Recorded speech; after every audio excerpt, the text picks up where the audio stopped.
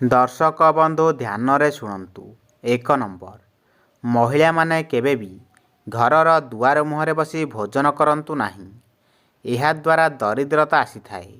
2 number, ମହିଳାମାନେ ରୋଷେଇ କରିସାରିବା ପରେ ଚୁଲା ଉପରେ କୌଣସି ଅନ୍ୟ ଜିନିଷ ରଖନ୍ତୁ ନାହିଁ। ଏହା ଅମଙ୍ଗଳ ହୋଇଥାଏ। 3 ନମ୍ବର, ମହିଳାମାନେ କେବେ ବି ସନ୍ଧ୍ୟା ପୂଜା ସମୟରେ କାହାରିକୁ ଥଟ୍ଟା କିମ୍ବା ଅପମାନିତ କରନ୍ତୁ ନାହିଁ। ଏହା ଅମଙ୍ଗଳ ହୋଇଥାଏ। 4 ନମ୍ବର, ମହିଳାମାନେ କେବେ ବି ଲୁଣ ରଖୁଥିବା ପାତ୍ରକୁ ଖୋଲା ରଖନ୍ତୁ ନାହିଁ। ଏହାଦ୍ୱାରା ଘରେ ଧନର ଅଭାବ ହୋଇଥାଏ। 5 ନମ୍ବର, ମହିଳାମାନେ ସୂର୍ଯ୍ୟ ଉଦୟ ପୂର୍ବରୁ ଘର ଝାଡ଼ୁ ମାରିଲେ ଧନ ବୃଦ୍ଧି ହୋଇଥାଏ ଏବଂ ସୂର୍ଯ୍ୟାସ୍ତ ପରେ କେବେ ଝାଡ଼ୁ ମାରନ୍ତୁ ନାହିଁ। 6 ନମ୍ବର, ମହିଳାମାନେ ଯଦି କିଛି ଧଳା ରଙ୍ଗର ଜିନିଷ କାହାକୁ ଦାନ କରନ୍ତି ତେବେ ଘରେ କେବେ ଧନର ଅଭାବ ହେବ ନାହିଁ। 7 ନମ୍ବର, ଯେଉଁ ମହିଳାଙ୍କ ପାଦର ଆଙ୍ଗୁଠି ମଧ୍ୟରେ ଅଧିକ ଫାଙ୍କା ଥାଏ ସେମାନେ ଧନ ସଞ୍ଚୟ କରିପାରିନଥାନ୍ତି। 8 ନମ୍ବର, ଯେଉଁ ମହିଳାମାନଙ୍କ ପାଦର ଆଙ୍ଗୁଠିଗୁଡ଼ାକ ଲାଗି ରହିଥାଏ ଏବଂ କୋମଳ ହୋଇଥାଏ ସେ ବହୁତ ସୌଭାଗ୍ୟଶାଳୀ ହୋଇଥାନ୍ତି। 9 ନମ୍ବର, ଯେଉଁ ମହିଳାଙ୍କ ହାତ ପାପୁଲି କୋମଳ ଏବଂ ହାତରେ ପଦ୍ମ ପତାକା, ମାଛ ଓ ଶଙ୍ଖ ଚିହ୍ନ ଥାଏ ସେମାନଙ୍କ ସ୍ୱାମୀ ଧନବାନ ହୋଇଥାନ୍ତି। 10 ନମ୍ବର, ଯେଉଁ ମହିଳାଙ୍କ ବାମ ହାତରେ, ବେକରେ, ଗାଲରେ, ଓଠରେ ଓ କାନରେ ତିଳ ଚିହ୍ନ ଥାଏ ସେମାନେ ସୁଖ ଭୋଗ କରିଥାନ୍ତି। 11 ନମ୍ବର, ଯେଉଁ ମହିଳାମାନଙ୍କ ହାତ କୋମଳ, ଲୋମ ନଥାଏ, କାନ୍ଧ ଆଗକୁ ଥାଏ ସେମାନେ ଜୀବନରେ ବହୁତ ସୁଖ ଭୋଗ କରନ୍ତି। 12 ନମ୍ବର, ଯେଉଁ ମହିଳାମାନେ ହସିବା ବେଳେ ପାଟି ଅଳ୍ପ ଖୋଲେ ଏବଂ ଦାନ୍ତ ଦେଖାଯାଏ ନାହିଁ ସେ ସ୍ୱାମୀଙ୍କ ପାଇଁ ସୌଭାଗ୍ୟ ଆଣିଥାନ୍ତି। 13 ନମ୍ବର, ଯେଉଁ ମହିଳାଙ୍କ ଜିଭ ପତଳା, ଲାଲ ଏବଂ କୋମଳ ହୋଇଥାଏ ସେମାନଙ୍କୁ ଉତ୍ତମ ପତି ଏବଂ ସୌଭାଗ୍ୟ ପ୍ରାପ୍ତ ହୋଇଥାଏ। 14 ନମ୍ବର, ଯେଉଁ ମହିଳାମାନଙ୍କର ପାଟି ଉପରେ 16ଟି ଏବଂ ତଳେ 16ଟି ଦାନ୍ତ କ୍ଷୀର ପରି ସଫା ଥାଏ ସେ ସ୍ୱାମୀର ପ୍ରିୟ ହୋଇଥାନ୍ତି। 15 ନମ୍ବର, ଯେଉଁ ମହିଳାଙ୍କ ଓଠ ମଝିରେ ରେଖା ଦେଖାଯାଏ ସେମାନେ ଅତ୍ୟନ୍ତ ସୌଭାଗ୍ୟଶାଳୀ ମହିଳା ହୋଇଥାନ୍ତି। 16 ନମ୍ବର, ଶରୀର ବିଜ୍ଞାନ ଅନୁସାରେ ଯେଉଁ ମହିଳାମାନଙ୍କ ମୁହଁ ଟିକେ ଛୋଟ ହୋଇଥାଏ ସେମାନେ ପୁରୁଷଙ୍କ ପାଇଁ ବହୁତ ମଙ୍ଗଳକାରୀ ଅଟନ୍ତି। 17 ନମ୍ବର, ଯେଉଁ ମହିଳାଙ୍କର ନାକର ଅଗ୍ରଭାଗ ଅଳ୍ପ ଲମ୍ବା ରହିଥାଏ ସେମାନଙ୍କୁ ବହୁତ ସୁଖ ଓ ସୌଭାଗ୍ୟ ପ୍ରାପ୍ତ ହୋଇଥାଏ। 18 ନମ୍ବର, ଯେଉଁ ମହିଳାମାନଙ୍କର ବେକରେ 3ଟି ରେଖା ପଡ଼ିଥାଏ ସେମାନଙ୍କ ସ୍ୱାମୀ ଐଶ୍ୱର୍ଯ୍ୟଶାଳୀ ହୋଇଥାନ୍ତି।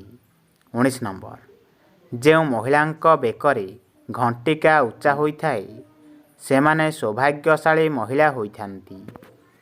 20 ନମ୍ବର, ଯେଉଁ ମହିଳାଙ୍କ ବେକ 4 ଆଙ୍ଗୁଳି ବିଶିଷ୍ଟ, ସୁନ୍ଦର ଓ ସୁଢଳ ସେମାନେ ଉତ୍ତମ ଲକ୍ଷଣଯୁକ୍ତ ମହିଳା ଅଟନ୍ତି। 21 ନମ୍ବର, ଯେଉଁ ମହିଳାମାନଙ୍କ ଓଠ 2 ଆଙ୍ଗୁଳି ସୁନ୍ଦର ଓ ମାଂସଳ ତେବେ ସେମାନେ ସୌଭାଗ୍ୟଶାଳୀ ମହିଳା ଅଟନ୍ତି। 22 ନମ୍ବର, ଯେଉଁ ମହିଳାଙ୍କ ଗାଲ ଗୋଲ, ସୁନ୍ଦର ଓ ଶିର ଦେଖାଯାଏ ନାହିଁ ସେମାନେ ଦୈବୀଗୁଣଯୁକ୍ତ ମହିଳା ଅଟନ୍ତି। 23 ନମ୍ବର, ଯେଉଁ ମହିଳାମାନେ ସକାଳେ ଓ ସନ୍ଧ୍ୟାରେ ଘରେ ଦେବୀ ଦେବତାଙ୍କୁ ଧୂପ ଦୀପ ଦେଇ ପୂଜା କରନ୍ତି ସେମାନେ ଭାଗ୍ୟବତୀ ହୋଇଥାନ୍ତି।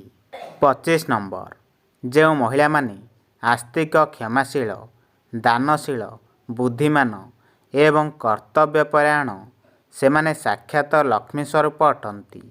26 ନମ୍ବର, ଯେଉଁ ମହିଳାମାନଙ୍କର କଣ୍ଠ କୋମଳ ଏବଂ କଥାବାର୍ତ୍ତା ଧୀର ହୋଇଥାଏ ସେମାନେ ଅତ୍ୟନ୍ତ ଭାଗ୍ୟଶାଳୀ ମହିଳା ଅଟନ୍ତି। 27 ନମ୍ବର, ଯେଉଁ ଲୋକର ସ୍ତ୍ରୀ ଥାଇ ପର ସ୍ତ୍ରୀ ସହ ରମଣ କରେ ସେହି ବ୍ୟକ୍ତିର ସ୍ତ୍ରୀ ଦୁଶ୍ଚରିତ୍ରା ଓ ଚରିତ୍ରହୀନା ହୋଇଥାନ୍ତି। 28 ନମ୍ବର, ଯେଉଁ ନାରୀ ନିଜ ସ୍ୱାମୀ ମନରେ ଦୁଃଖ ଦେଇଥାଏ ତାଙ୍କ ପରିବାରରେ ଅଶାନ୍ତି ଦେଖାଦିଏ ଏବଂ ନାନାଦି ବାଧାବିଘ୍ନ ଆସି ପହଞ୍ଚିଥାଏ। 29 ନମ୍ବର, ଯେଉଁ ନାରୀ ଶାଶୁ ଶ୍ୱଶୁରଙ୍କୁ ଅବମାନନା ତଥା ହତାଦାର କରିଥାଏ ସେହି ନାରୀର ସ୍ୱାମୀ ସକଳ ବିପଦରେ ପଡ଼ିଥାଏ। 30 ନମ୍ବର। ଯିଏ ପର ନାରୀ ପର ସ୍ତ୍ରୀ ଅନୁଡ଼ା କନ୍ୟା ପର ଝିଅ ଓ ବୋହୂକୁ ସଙ୍ଗମ କରେ ସେ ପରଜନ୍ମରେ ନୀଚ ଯୋନିରେ ଜନ୍ମଗ୍ରହଣ କରେ ସେ 7 ଜନ୍ମ ଯାଏ ନର୍କ ଭୋଗ କରିଥାଏ। 31 ନମ୍ବର। ଯେଉଁ ମହିଳାମାନଙ୍କର ଆଖି ପାରା ସ୍ୱଭାବର ହୋଇଥାଏ ସେମାନେ ଭାରି କପଟୀ ସ୍ୱଭାବର ହୋଇଥାନ୍ତି।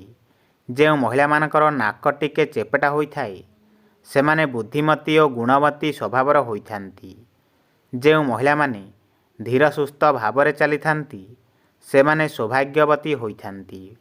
32 ନମ୍ବର। ଯେଉଁ ମହିଳାମାନଙ୍କର ଆଖି ଟେରି ହୋଇଥାଏ ସେମାନେ ଦୁନିଆରେ ବହୁତ କିଛି ପାଇବାର ଆଶା ରଖିନଥାନ୍ତି। 33 ନମ୍ବର। ଯେଉଁ ମହିଳାମାନଙ୍କର ଆଖି ବିରାଡ଼ି ସଦୃଶ୍ୟ ହୋଇଥାଏ ସେମାନେ ହତଭାଗିନୀ ସ୍ୱଭାବର ହୋଇଥାନ୍ତି।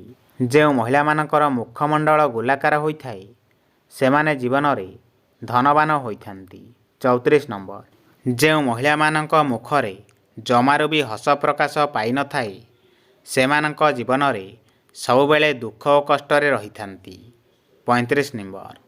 ଯେଉଁ ମହିଳାମାନଙ୍କର ବାମ ସ୍ତନରେ ବାମକଣ୍ଠରେ ବାମକରରେ ବାମକଣ୍ଠରେ ତୀର ଚିହ୍ନ ବା ଭାତୁଡ଼ି ଚିହ୍ନ ଥାଏ ସେହି ମହିଳାମାନେ ବହୁତ ସୌଭାଗ୍ୟବତୀ ହୋଇଥାନ୍ତି। ଏହି ମହିଳାମାନେ ଯେଉଁ ଘରକୁ ବୋହୂ ହୋଇଯାଇଥାନ୍ତି ସେମାନେ ସେହି ଘରର ବହୁବିଧ ଉନ୍ନତି କରିଥାନ୍ତି। 36 ନମ୍ବର। ଯେଉଁ ମହିଳାମାନଙ୍କର କଟି ସରୁ ଓ ସ୍ତନ ସରୁ ସେହି ମହିଳାମାନେ ଖରାପ ଚରିତ୍ରରେ ପ୍ରିୟ ହୋଇଥାନ୍ତି।